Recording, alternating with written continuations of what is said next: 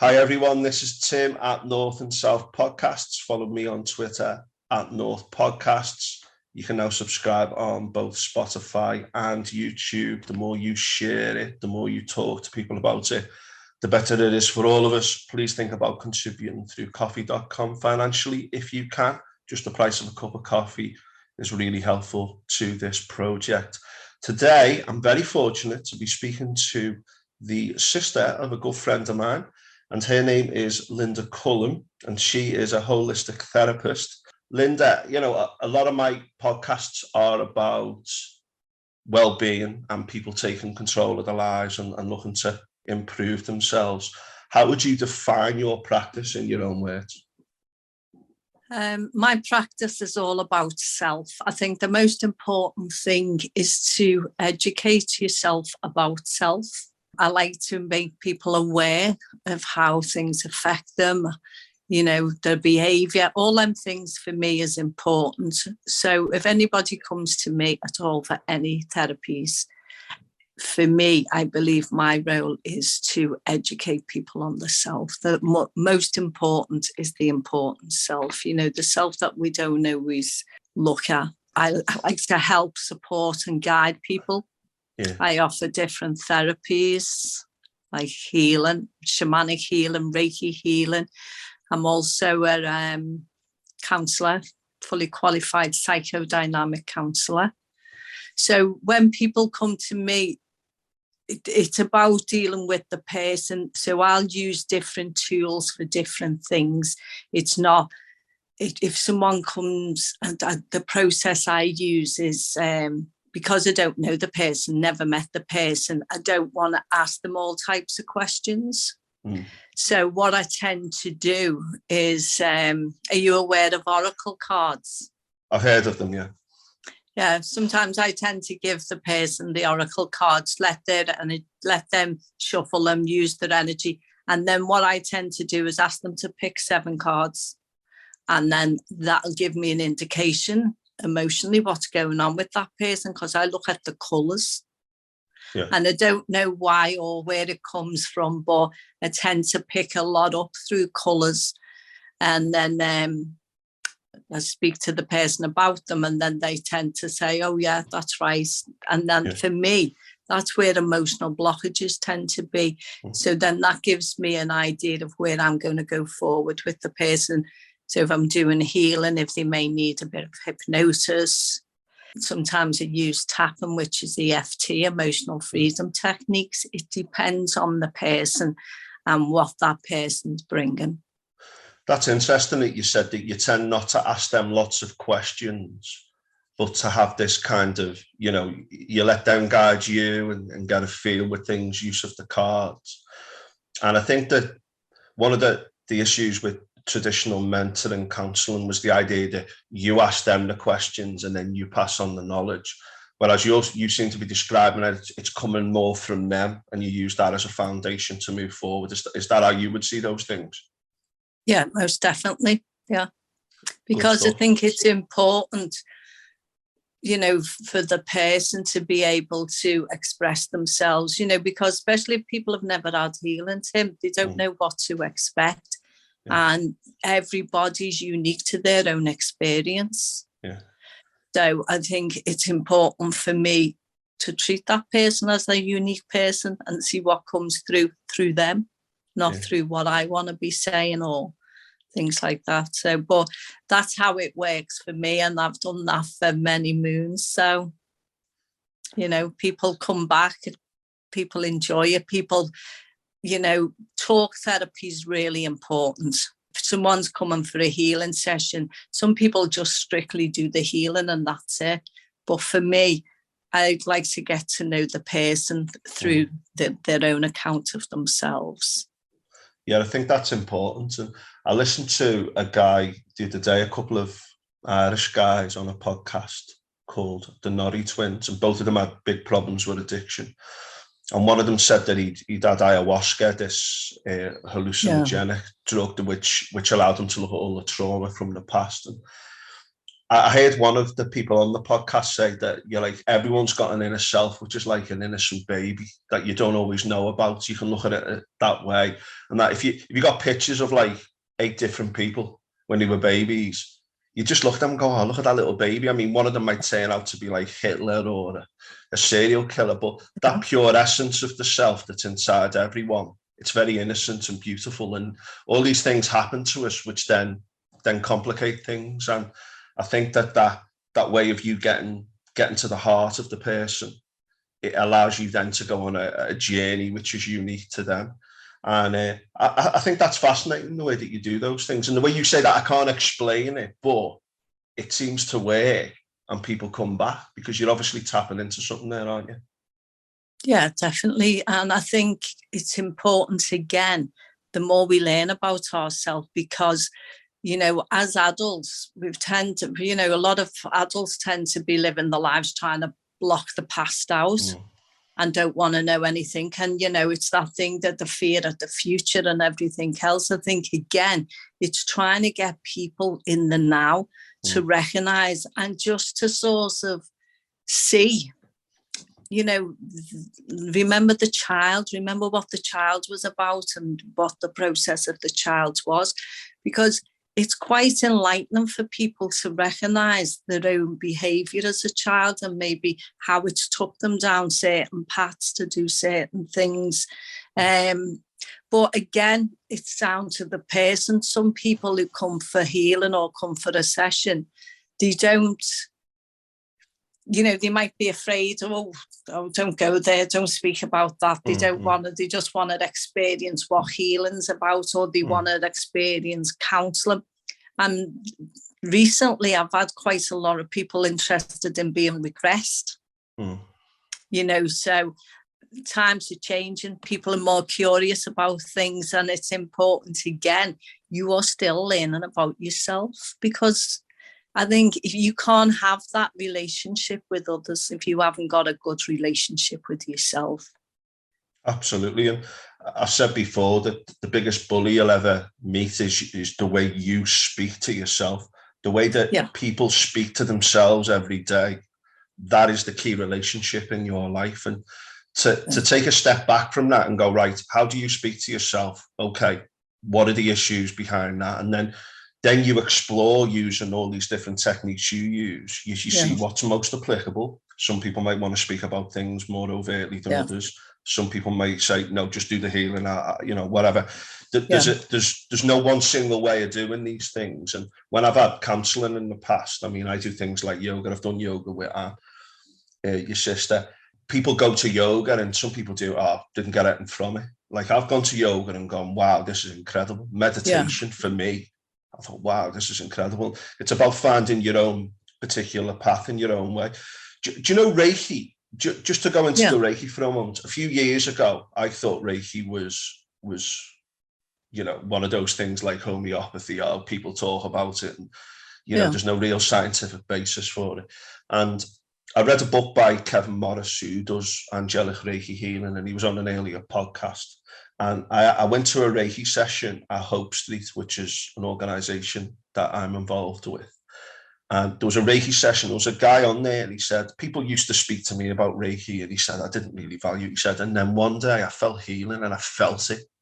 He said, I felt it in me, and that changed everything. And it really was powerful when this guy said this to me, because he said, listen, he said, I thought, you know, and Kevin Morris, when I spoke to Kevin, he was like, you know, when he was young, a bit of a tearaway, and now he's teaching Reiki. What's been your experience of Reiki, and how have you found that useful in your practice?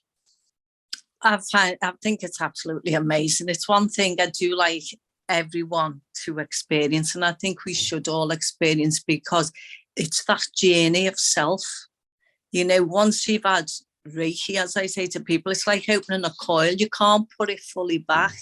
You know, that awareness is there. You are aware that there's more to you than meets the eye, you know, because the experiences people have had, I mean, every time it still blows my mind when people go to me, oh, wow, I've just experienced this, I've just seen this, and I see that, you know, and it's like fascinating, because you can see in people's eyes the shift.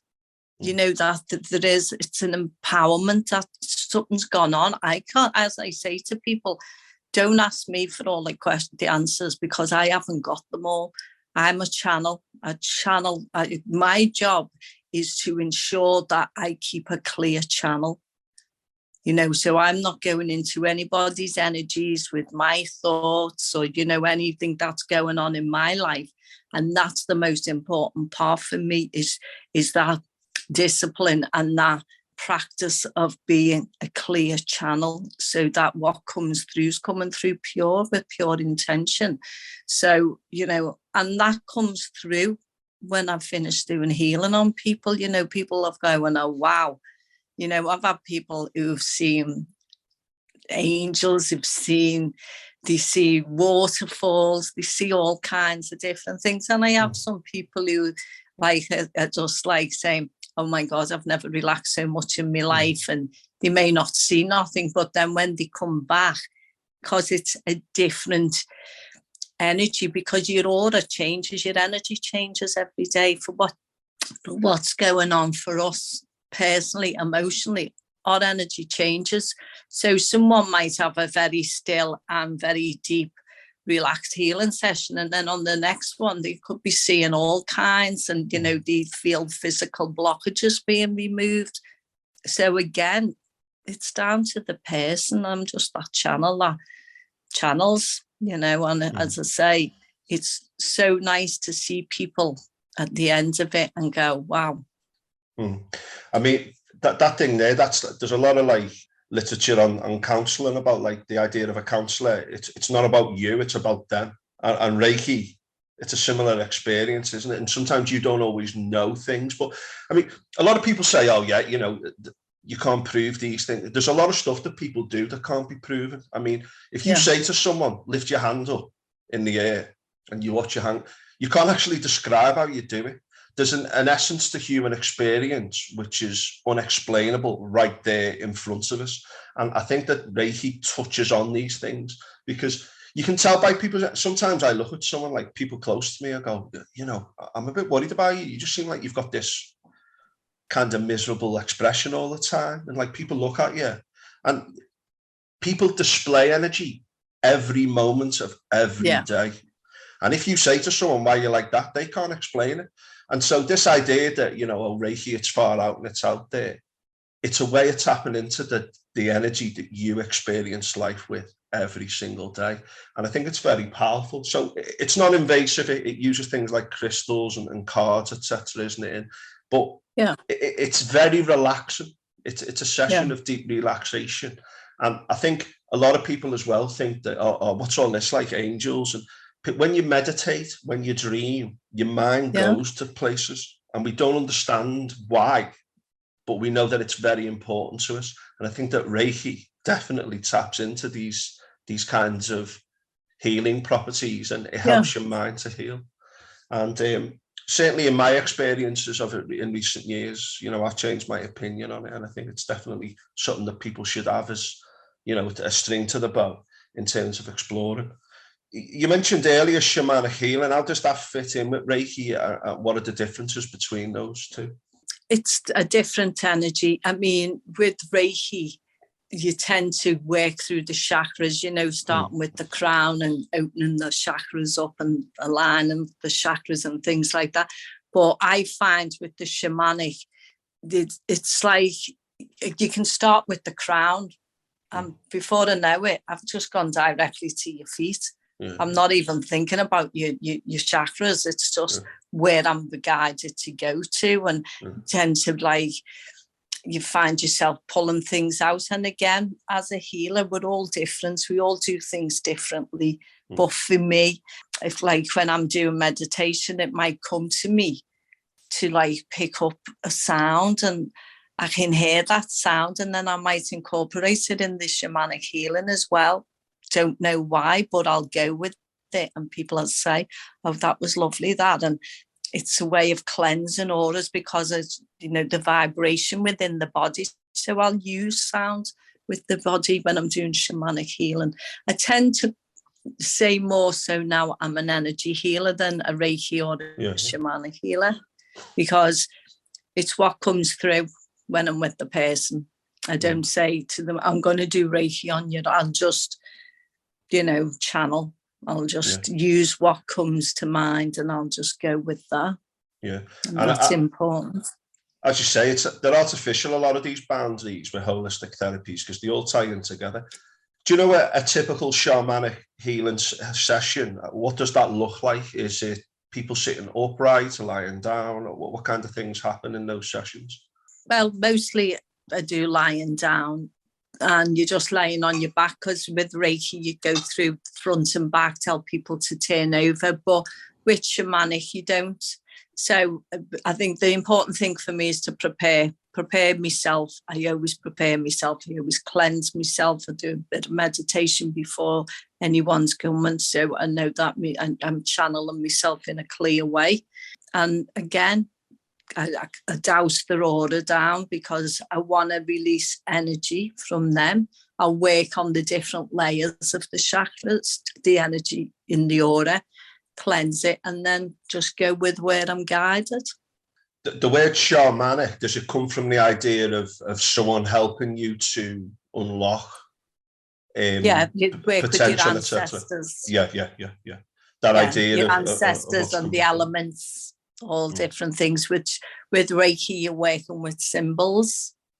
When I started doing healing, when I become a practitioner, it was a very sacred thing to have them symbols, but now I'd say over the last 10 years it's public, but it's still important, that your own values. I stick with my own values. I respect the symbols because they are important, and I respect them very much so as well. So, but shamanic is slightly different. You're not using symbols, but you may use, like different techniques, as I say, sound.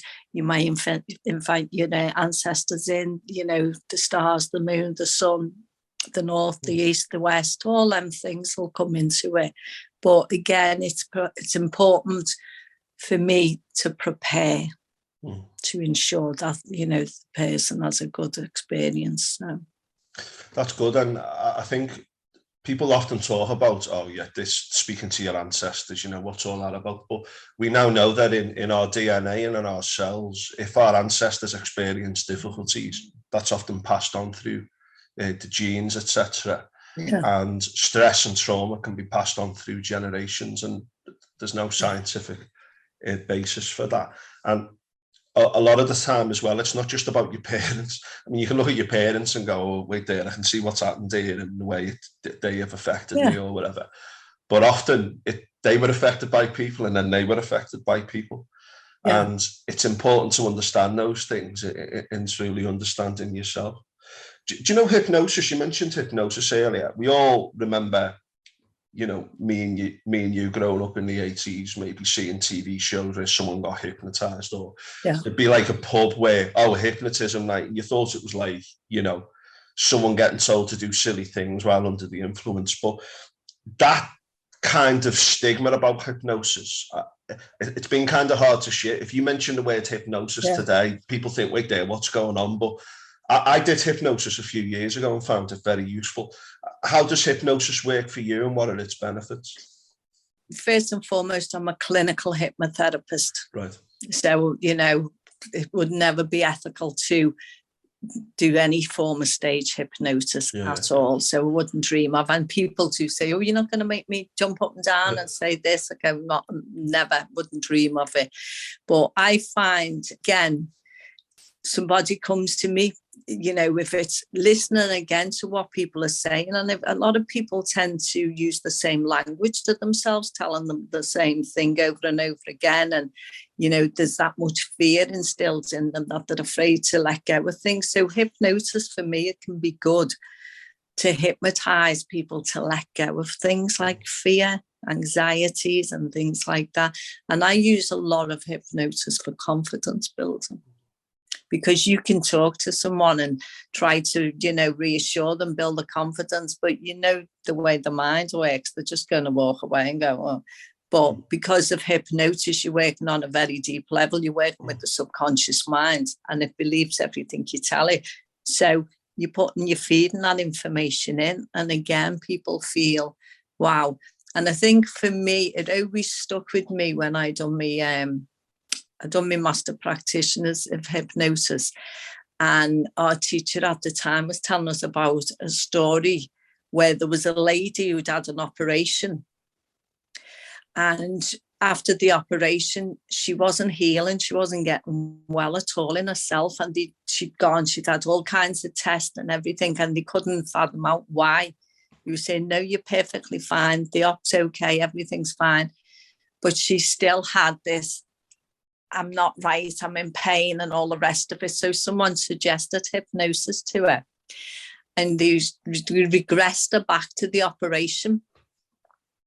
And what it was, her mind had processed what the surgeons were talking about. And again, we're not aware of, the subconscious mind is so intelligent, it just absorbs what's being said. That they were talking, saying, oh, she's never going to be the same and all that. But her mind took that as a negative. So she thought she was very ill. So they regressed her and, removed that fear, which I found absolutely fascinating. And I think because of that, I was more intrigued to, want to go further and things. So, because I've also done my guided meditation teaching, and the experience of that, there was a lady who, she didn't know why she was very controlling over her children. She said it was beyond obsessive.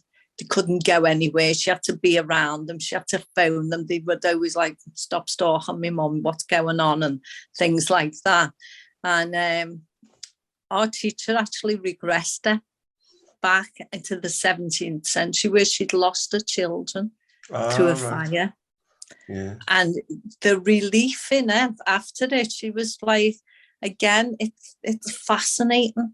Yeah. Because some people don't believe we've got past lives. Some people do. Some people, we've all got different beliefs. Yeah. But she said it just made so much sense. She said, because my poor children just don't have a life because of me. Mm. But she could actually see, in the forest, them all being attacked and things like that, and the children were burned. Do you know that hypnosis thing as well? The premise of it basically is you enter into a deep state of relaxation. It can take a few minutes, like 15 minutes or so, I'm not sure, to get you into that. And then you can start to talk about these things when your mind's utterly relaxed. I've also heard that people who've been through trauma, and I'm talking like extreme trauma, can be relaxed to such a state that they can then go through the trauma in their minds and then keep doing it until they become used to the idea that happened to them, and then it allows them to move on. And I think that's the power of hypnosis, to get you utterly relaxed, to go to places maybe you might not have wanted to look, definitely, and then to move forward. But I mean, I remember I've spoken to a few people who say I've never seen ghosts or anything like that. I've spoken to people, compos mentis people, who say I saw a ghost. And a friend of mine, someone came into his house once and said, "Oh, something happened here, something not nice happened here, a fire up there." And anyway, it turned out that long ago there was a fire in the house and a few people died, which we heard after the event, etc. Again, it's quite easy for people to say, well, there's no evidence of that, we can't prove those things, but those experiences are too widespread for it to just be dismissed. You know what I mean? There's definitely a way that certain people feel things, and certain minds are open to things that others aren't. And, not everyone's the same, but that idea of trauma, going back and, examining it and saying, right, that's why that happened. It's very powerful, because you get to understand the way you behave. I mean, I'm a school teacher. Sometimes you say, why did you do that? And the kid looks at you but most adults do things and you can't even explain why. And what you said about turning the lens on yourself, isn't it wonderfully empowering to say, right, okay, I'm like this. Some of it might be good, some of it might be bad, or in between. Why do I do that? And to then examine that fundamentally, and hypnosis is another way of doing it. I think it's very, very powerful. I recently heard an interview with Badly Drawn Boy, who's a very famous musician, and he has got problems with severe depression. And he swore by EFT, which is emotional freedom technique, which some people call tapping. And I do a form of tap, and I do this Kundalini mantra each day and do these little things around my body to do with the chakras, which is like energy levels. But he said that's the best thing he ever did. He said he's had antidepressants, he's been for this, he's been for that, but he found EFT tapping to be really, really important to help him deal with his problems. So how would you explain EFT and how you use it? For me, with my clients, I describe EFT as like, I always say to them, do you remember the old-fashioned radiators? I say it's like bleeding the radiator. We're just going to let a bit of pressure out because there's a build-up of everything, you know. Emotionally, we have these builds up, especially regarding anxiety and fears, and also cravings, because people have tapped with people who have cravings, whether it's drink, drugs, chocolate, whatever. But yeah, it's going through the meridian lines and releasing them pressures, because again, because we can't see it, people think it's, no, that's not going to work. But when you actually work through it with somebody and you tap everything out through all the meridians, you know, you can see that release, and you will use it on a scale of 1 to 10 before you start, because we have a sore spot. And once we open that sore spot up, you're releasing. So that's how you say that's now like we're starting to release the radiator. So we're going to allow it to filter through now so we can tap it out.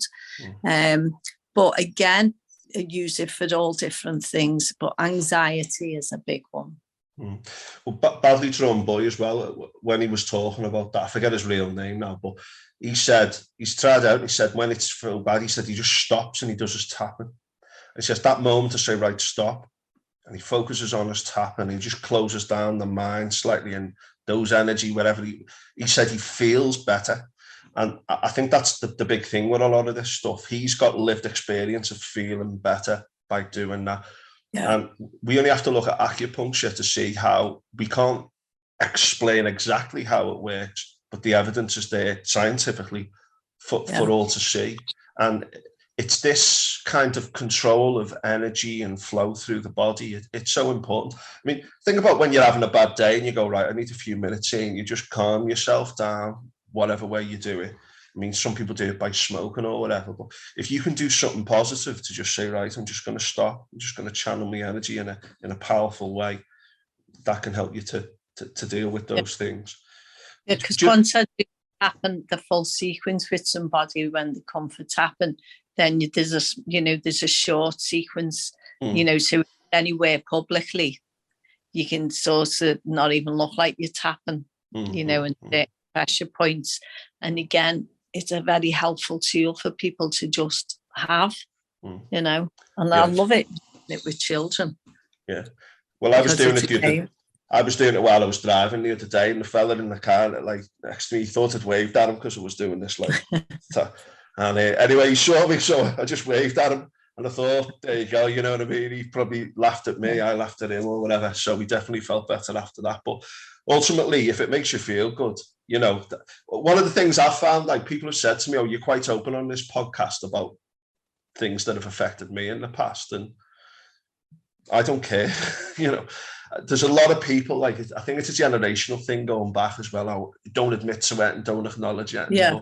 I think it's powerful to say, yeah, this is what I do, and here's how issues affect me, and here's what I do to I used to say I'd be burnt at the stick years ago.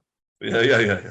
Well, no doubt you would have been, but again, that was because there was a fear that, they're advocating something that isn't going through the formal channels, and no doubt they would have done, and no doubt I would have done. I mean, I like to speak my mind, so there's always an element of that, isn't there? That I don't really want to admit that I've got a problem in this regard, or I do this particular activity. But it's like I do yoga. Sometimes I do a bit of Tai Chi or yoga in the classroom as a little brain break. And some of the kids laugh, some of them go, that's good.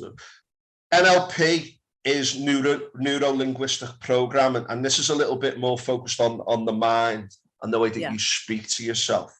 And NLP, I've done a few sessions of NLP. I've read a book about NLP, which I found very useful. So how would you explain NLP? I find the main tool I use from NLP is anchoring. So it's about getting somebody to a state of, excellence in themselves or happiness, whatever it is, that state that they want to get into. It's about building them up and then anchoring them. Are you aware of anchoring? I'm sure you are, because of it. So I think that's really good for people. I use that a lot for like people who've got interviews or driving lesson, the driving test. It's really good for. I also, have you used the Movie Maker? No. The Movie Maker is about seeing yourself. It's like almost taking yourself to the pictures. Oh yeah, sorry, yeah, I have seen that. Yeah, and seeing yourself on the screen and deleting and distorting the memory, because again, the mind is so intelligent. We can do so many different things, but there's so much involved in neuro-linguistic and programming. A lot of people use different snippets of it for different things. But as I say, myself personally, it's again helping people to become aware of their own language, things like, oh, I'll always be fed up. No, you won't always, there must have been a time when you wasn't, and getting people to recognize these things. But yeah, it's good for different things. Yeah. And as I say, I use different parts of it. I don't use all of NLP. Yeah. And a lot of it underpins like approaches to counselling, etc. And, psychotherapy. And hypnosis. Yeah. But I think the thing with NLP is if you heard someone else saying the things that you say to yourself, you'd say, you're being ridiculous, you're being harsh on yourself. And I think that developing that relationship, that meta-analytical relationship where you actually examine your thoughts. Some people never do that in their lives. No. They can't separate their thoughts from themselves. And, some people might be very successful with that. But to just take a meta look at how you speak to yourself. So you were saying about anchoring, and it might be going for a job interview and you say, right, okay, speak to yourself in the correct way, stay calm, visualize yourself doing things in different ways. And NLP, I mean, there's a huge wealth of stuff that NLP practitioners use. That again, it focuses in on the individual needs, but affecting the way you think and the way that you speak to yourself and your relationship with the world is a huge thing that some people never develop an ability to even be aware of that. And I think that shows the power of NLP. How do you speak to yourself? Are you the bully, the internal critic? Are you the bully? Yeah, some of it's good, like, people feel anxious over things. Like in the wild, when we lived, in a state of nature. That's sabotages. Yeah. Where's my food coming from? Who's that over there? So there's a utility to our anxious mind and the inner critic to a degree, but when it dominates, that's not helping anyone, is it? And I think NLP is very, very interesting. And again, it's that awareness, isn't it? Once we get people to recognize that self-talk and how it affects them, because we can't think without feeling. And I'll tend to say, the more you focus on something, the more you're going to feel it. And that's when the intensity comes and people tend to feel anxious or down and things like that. So that, again, is a good tool. Just knowing that, the knowledge of that is powerful. Yeah. And I do speak to people sometimes who they think that their reaction to everything is natural. And I go, well, it may be sometimes, it may be to some extent, but you're giving away all your power to this natural reaction, which is actually based on evolution, based on socialization, based on genetics, based on parent and environmental factors. You're basically surrendering your ability to be in control of your own life by neglecting to say, how am I thinking? Is it useful? How can I change it? And I think the possibilities are endless with NLP, and it's something I'd like to do a lot more research into. These next two are big ones for me, so it's up to you how deep we go. But counselling, I've done an online course on counselling recently, and meditation. I meditate every day using various various apps. We'll look at counselling first. So you say you use psychodynamic approaches to counselling, which I think is based on the idea of Freud and the unconscious. It comes from that branch of counselling. So is that one that you find particularly useful, or to what extent do you adapt your practice to individual need? I think, again, with the psychodynamic counselling, it's more challenging. It's not, with the person-centered, all about the here and now. At least you can, again, challenge people. You can look at different things of how to, go back to the child and recognise what's gone on in the child. And so all them techniques for me are important because, again, it's about empowering people. So it's giving them the knowledge and so they can understand themselves better than anything. I do like that whole aspect behind psychodynamic counselling, because it gives me as a counsellor a lot more opportunity to challenge people on their beliefs and what's going on for them, and how they can see themselves moving forward, because a lot of people are so stuck, and getting them to recognize how past things are really affect future. But I tend, then I started off doing, it's more, I tend to work more with the person regarding their energy, and healing and things like that. But I'll still use my listening ear and techniques that's needed when needed. Yeah.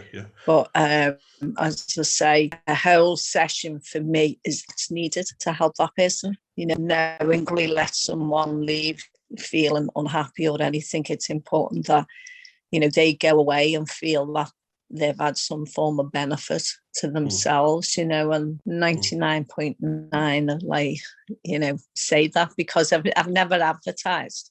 It's only been through word of mouth that people have came to me. Just Linda, and that's gone on for over 20 years.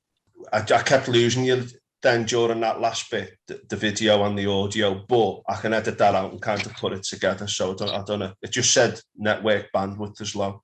What you do is people come back to you because they find it of utility and it's useful to them, even though you don't advertise. But psychodynamic, just so people know, you've got CBT, cognitive behavior therapy, which is linked to NLP to a degree, which is saying, is a problem, let's change the way you view the problem, let's sort it out now. Person-centered to a degree comes from, I forget his name now, Carl Rogers. Yeah, the Carl Rogers approach, which is about personal empowerment. Again, both brilliant theories, both really good approaches. But the psychodynamic fundamentally examines the subconscious and looks at things that you might not be aware of. And it's a more holistic thing. Now, it has its critics, like all approaches do. But I think to just deal with the here and now and the present stuff can be useful. But in more long-term development, I think that grappling with the past is very important. And counsellors have these different things in their armory and deploy them differently. But for me, I think psychodynamic approaches are very, very important. And I certainly think when I've had counselling, without the psychodynamic stuff, I wouldn't have been able to do some of the other things which are built on that. The other thing with counselling as well is it's very important that you find the right counsellor. And I've said before, like some people are like, oh, I can't afford counselling, etc. If you do it, say, every 2 weeks where you're paying for 2 sessions in a month, it can become more affordable. But if you find the right person and the right approach, counselling is very, very powerful. And I can't recommend it more highly. Have you ever done it on transactional analysis with the... Yeah. So it's the idea that you've got a child, a parent and an adult within you, and you want to be in the adult zone mostly, but we often dip into the parent zone where we judge others, and the child zone where you're like adopt victimhood status, that kind of stuff. But I found that very useful through the lens of psychodynamic approaches when I was looking at things. So TA is very good. It really is. It's an eye-opener for people, isn't it, to recognise. And again, when you do like couple counselling, and you can TA is really good in that aspect, because you can see where people go from the adult into the child into the parent, and as a couple, getting them to recognise that with each other. You know, so it is really useful. Yeah. I think what you said there about couples counselling, it's very important both of you do that, because you can have a couple where there's problems and one of you might do counselling or whatever, and if one person does TA and then starts to say to the other one, you've just slipped into your parent mode, I don't think it's going to go down too well. But couples counselling, often there's things just hidden in plain sight, and working together on things and being introduced to things to say, oh, that's this, you know, I've just noticed this. It's very, very helpful towards longevity of relations as well, which, you know, I think is very important. And again, even like with NLP and all that, it's a certain words trigger people, don't they? You know, and it's like the word should. When I sit with people and I constantly hear, but this, you should that, I'd like to challenge them on the should. Really, why should I?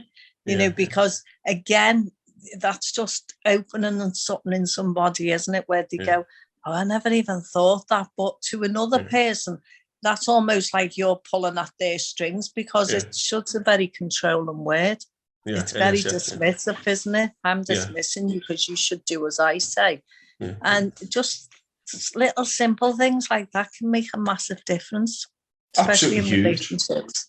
Absolutely, because it's that first thing that people say. You can trigger someone, and sometimes you don't know you're doing it. There are certain people as well, like people have, like, you know, depending on your psychological profile, you can say that you're quite neurotic, and some people, like, you know, are more agreeable than others. But by understanding these issues, you can say to someone, like, the way you do that, you might not realize you're doing it because you're quite straight, but I interpret it this way. And being able to look at things like that and look at the very essence of language, and often a lot of non-vocal stuff as well, body language, it can unlock a lot of doors towards moving forward. And again, finding the right counsellor and finding the right approach to things is just so important. Meditation. Now, this is something which I started doing properly. I've done it in the past during lockdown 2.5 years ago. I used 2 apps to meditate. And I think it's fair to say that my first month of habitual meditation, I was thinking for most of it, this is nonsense. I don't like this. It took a month before I went, wow, my mind, I'm starting to be a bit more kind of detached from that meta-analysis where you can say, just observe your mind. I feel meditation's changed the way I view the world. And I look at people who don't meditate and go, ooh, you know, and again, you don't want to start saying that, do you, to people? But how important is meditation for you and the people who you work with? It's very important for me. And during lockdown, I actually started doing Zoom groups for meditation, some guided meditation, because I knew people were struggling. And again, it was just trying to get people to be mindful of what meditation is. You know, because people think, oh, there's no way I'm going to shut my mind down. No, I'm not asking you to shut your mind down. You're not going to shut your mind down. We're just going to slow the mind down. We're just going to allow ourselves to detach ourselves from our thoughts and just allow them to flow. But I think it really is important, because for me, it's one of the biggest purposes in life is to be in the now. And still in all, people will meditate and they'll say they'll meditate and the rest of it, but they still get anxious. And they still relate to the past. So why is your meditation not allowing you to just be here and allowing yourself to just, you know, detach yourself from the past? Because for me, that's what it's done for me personally, is I couldn't tell you what I'm going to do next week. I don't even think about next week. It's unless someone says, right, we're doing this on that day, then mentally I just tell myself, I'm prepared, that's what you're doing. But I don't allow myself to, I just don't go into the future. But I think that's what meditation's taught me. I do tend to be, when I'm doing something, because I'm conscious of the power of thought. So even if I'm cooking, I'm aware of what my thoughts are, because I'm putting that into my food. So it must be good intentions. So I try to keep it, whether I'm ironing, cleaning, or doing whatever I'm doing, I try to keep it in a way that I'm mindful of what I'm doing. I'm observing what's coming and what I'm letting go of. But I've had some incredible experiences while meditating, and sometimes I like to just stare at a candle and lose myself in a meditative state in that way. Yeah. Sometimes I'll just get up and go and put myself in my healing room and just meditate every morning. People think as well that meditation's to do with like a religious analysis or a religious belief, and it is attached to things like Hinduism and Buddhism.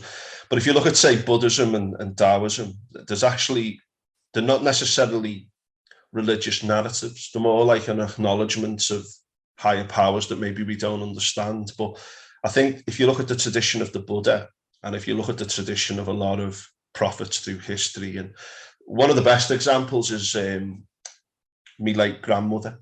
I never saw her like seemingly have a bad day in a, nothing was a problem. She just, when you get certain people who, if things happen, they just stay really calm and centered. Yeah. And that is the gift of meditation, to be able to say, when you're cooking, to be focused on your cooking, to be able to watch a TV program and to be focused on the TV program, the ability to have a conversation with someone and to be focused on that conversation. That is meditation. Yeah. And often you need the formal practice. And I would recommend you get a tutor or a meditation expert or someone who does it, and use an app to do it, because otherwise you will struggle, and you do need to stick at it. And everything we've discussed so far today, in this great discussion so far, is basically something that people have to commit time to, and maybe financial resources, etc.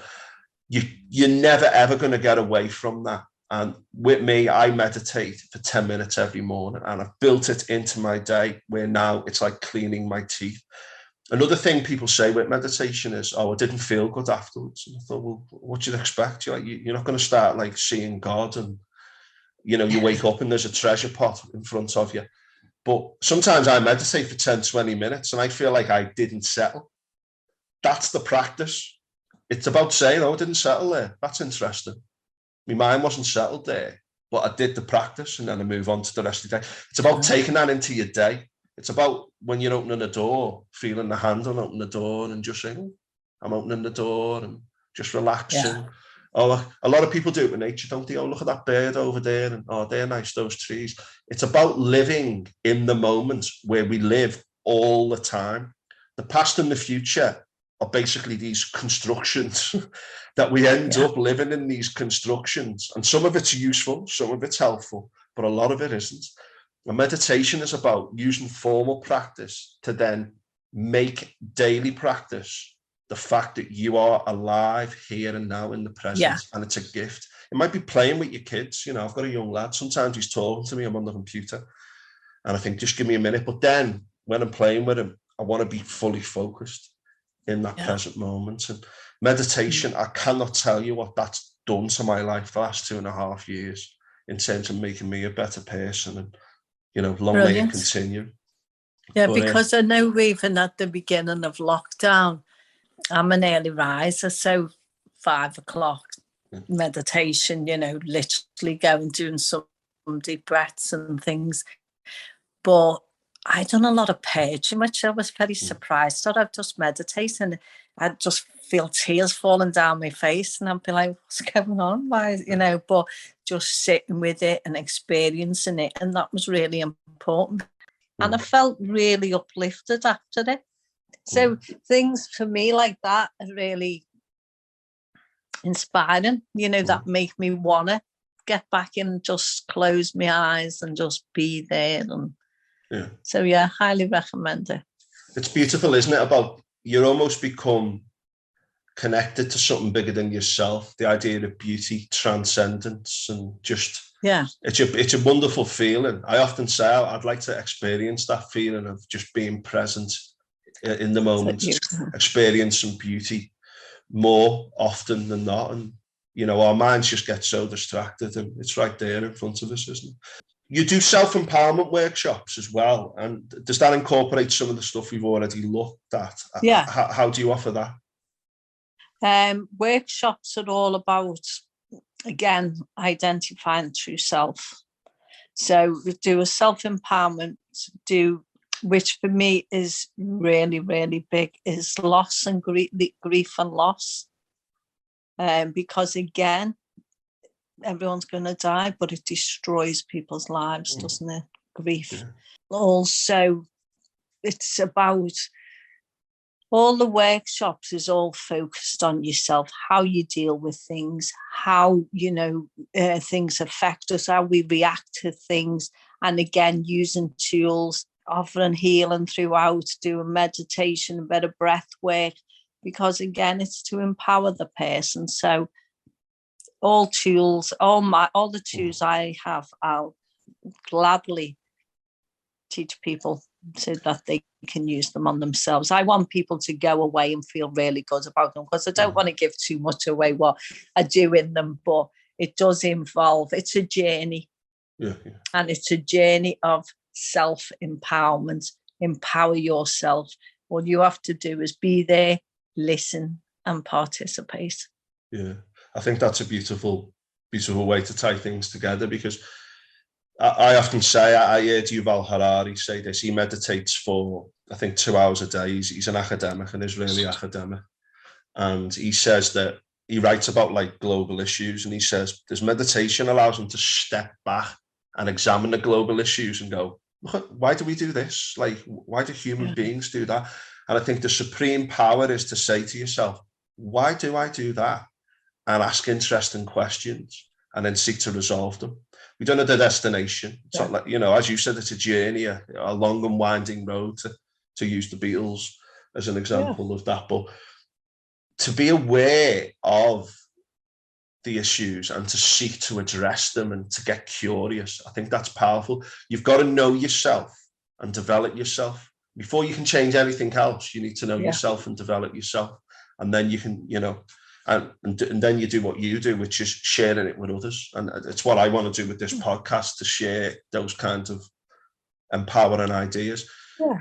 Another thing that's interesting is... We all need to be educated on ourselves, don't we? Yeah. That's what's going to change this world, isn't it? Is if we change us. Yeah. Simple as. I mean, I'd say schools are better than they used to be. The school I work at has got like wellbeing programs, and it's a lot better than it used to be. Education in terms of saying, right, here's what well-being is what you can do to make yourself feel better. So I think discussions are getting better around these things, and we need to get this stuff out in the open. Which is really needed. Yeah, absolutely. I mean, I think that NFL fighter from Liverpool said it the other night. His mate had committed suicide. He went, particularly young men, like he said, you need to discuss issues. You need to talk to people if there's issues going on. And there's almost like a rejection of it, like, oh, yeah, we were all right back in the day, we didn't talk about any of this stuff. And and look at the life expectancy back then, and everyone was smoking and everyone was drinking every weekend, to take the mind off things. So this idea that it was great back then and, it was the good old days, it's not like that, is it? One of the things I just want to say as well to listeners, Linda, is how you work from your own home. Your home is your workshop and your base. Yeah. And obviously you've got a lot of, I mean, we're not doing a video thing, but your home's beautiful and you've got lots of different rooms and relaxation rooms, etc. So do people come to you, and people can connect with you through Instagram? I'll provide the Insta address and possibly an email. Instagram. Yeah, and maybe provide an email. I don't know if you want an email or whatever. We'll discuss that afterwards, but we'll make sure people have got a way to contact you. Whereabouts are you based? You're based in the Liverpool area. Whereabouts are you? You don't have to give me the address. West Derby. So you're in West Derby, which is just kind of central Liverpool, just east of Liverpool city centre. Yeah, but with the workshops, Tim, tend to go, like hire a space and go there, because obviously there's more people, but people come to me home for healing and hypnosis, counselling, whatever it is in that respect. But with the workshops, because again, was looking for properties, it's finding the right location. So rather than, until it comes, just go to people, go to different events. Yeah. Cool. So I'll put your Instagram up and other contact details, and you're going to have on a website in the near future as well, which I'll share later on. But Linda, I think you've given us a comprehensive look at different types of holistic therapies. And I love the way that you say that people come through the door, you use all of these different things and say, right, what's most relevant to this person? It's a journey.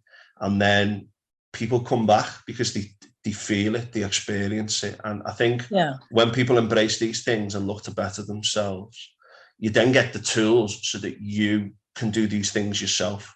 You can start just without other people assisting you later in life. It's a case of, oh, wait there, what's going on here? You become a better person. And I think that that's the journey that we're all on. And it's a never-ending journey. So thank you very much for your time. Thank you for the opportunity, Tim. At least I can do. We'll have a little chat after we formally finish, but just to formally finish the podcast, thank you very much, Linda, for sharing your array and armory of holistic therapies. Please check out Linda's Instagram and get in touch with her. And thank you very much, everyone, for listening. Cheers.